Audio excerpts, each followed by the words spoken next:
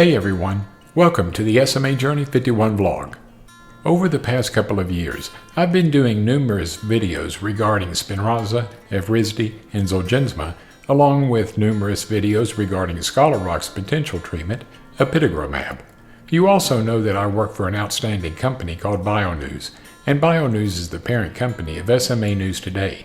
When I started with BioNews, I began as a YouTube developer and a podcaster, and after being hired full-time in August 2018, I'm honored to work with some incredibly talented people who help not only the SMA community, but also a myriad of other rare disease communities. Before starting with BioNews, I started chronicling my own journey when I started Spinraza in September 2017. The videos that I do for my personal YouTube channel, SMA Journey 51, along with the videos that I do for the SMA News Today YouTube channel, have given me a voice within the SMA community. During these videos, we sometimes receive questions, so I thought it would be good to do a video where I answer some of these questions. Before I begin, please understand that I'm only going to be sharing the questions that were posted publicly beneath the videos themselves.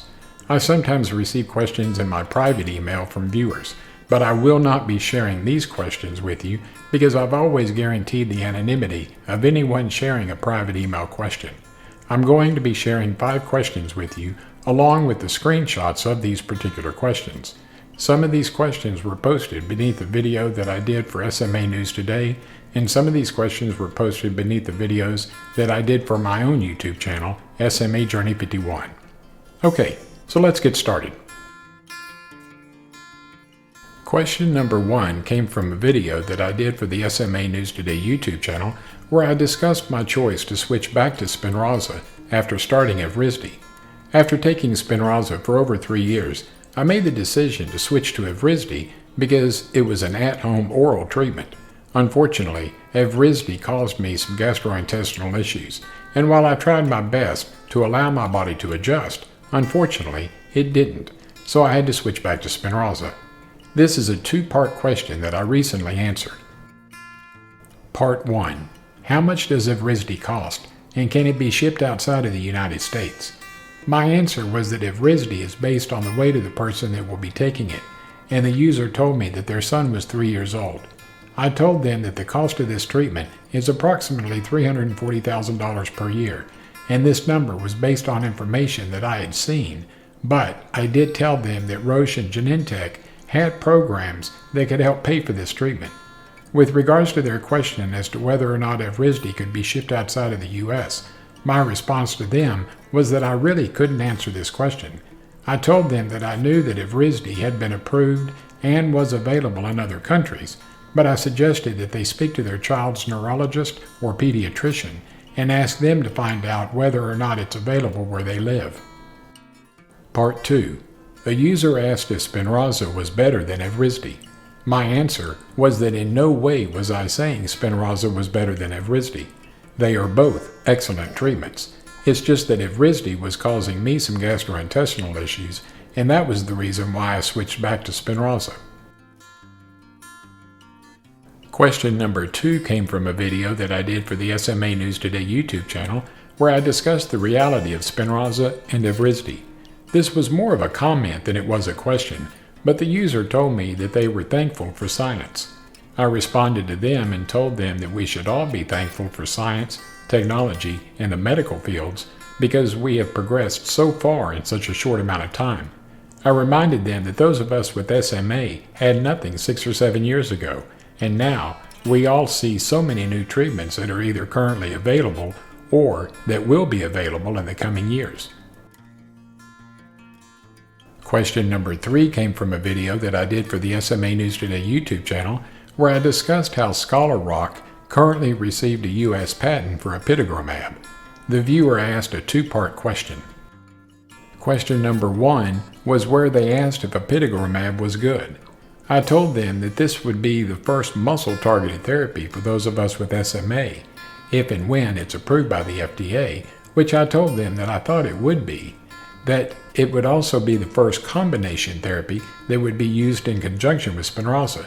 I told him that this muscle-targeted therapy would be extremely beneficial for those of us with SMA because we would be finally getting something that would address the concerns regarding building muscle strength and muscle mass, something that Spinraza and Evrysdi don't do.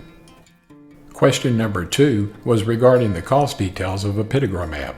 I responded to this question by telling them that at the present time, we don't have any cost numbers with regards to apitegromab, and I said that we probably wouldn't see any of these numbers regarding the cost of this potential treatment until they moved closer towards FDA approval.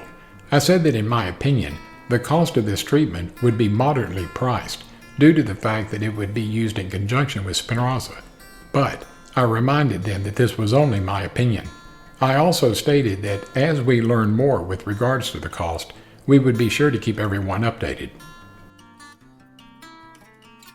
Question number 4 came from a video that I did for my personal YouTube channel, SMA Journey 51, where I discussed how Scholar Rock was going to be starting a pivotal Phase 3 trial for apitegromab.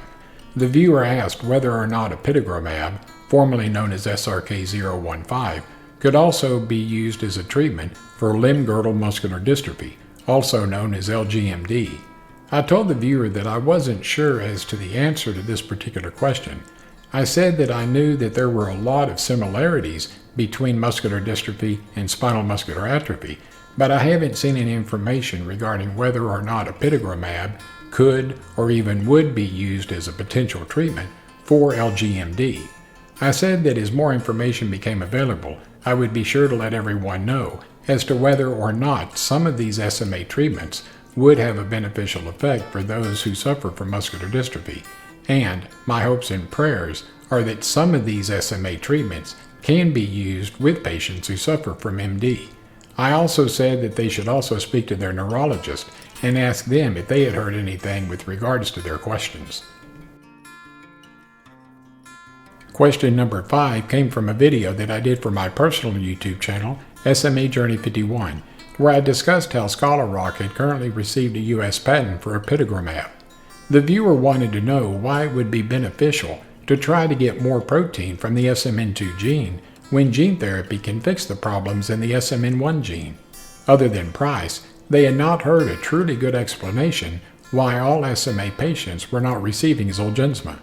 My response back to them was that while Zolgensma is classified as a gene replacement therapy, at the present time, it's only available for infants and toddlers 2 years of age or younger. It can only be given through an intravenous or IV infusion, and it is not currently available to individuals over 2 years of age because it's unable to pass through the blood-brain barrier. I stated that they are currently in a clinical trial where they're testing Zolgensma so that it can be administered through an intrathecal injection, similar to Spinraza. I also made the point that Zolgensma can only be given once, because if it's given more than once, the body will start to build antibodies against it. I gave the example of the flu. When you receive the flu shot, your body automatically starts building antibodies to help fight this illness, and if Zolgensma was given repeatedly, the body would start to recognize it as something that it needed to fight against. Thus, the body would start producing antibodies. One last point that I made was that those of us with SMA that are older have excessive amounts of myostatin in our bodies, and myostatin is a growth inhibitor that's keeping us from building muscle mass and muscle strength. And that's one of the reasons why everyone within the SMA community is so excited about apitegromab. I hope you found this video helpful, and I hope that it answered some of the questions that you may have had as well. I always welcome questions to any videos that I do, whether it be for the SMA News Today YouTube channel or my own personal channel, SMA Journey 51. If you enjoyed my video, please give me a thumbs up and don't forget to subscribe to my YouTube channel as well. Also, be sure to click on the bell icon. That way you'll be notified of any new videos that I produce. I hope that all of you had a fantastic day, and I ask that you do something for yourself this upcoming week that's going to make you a better person. God bless you, and I'll see you in a couple of weeks. Bye-bye.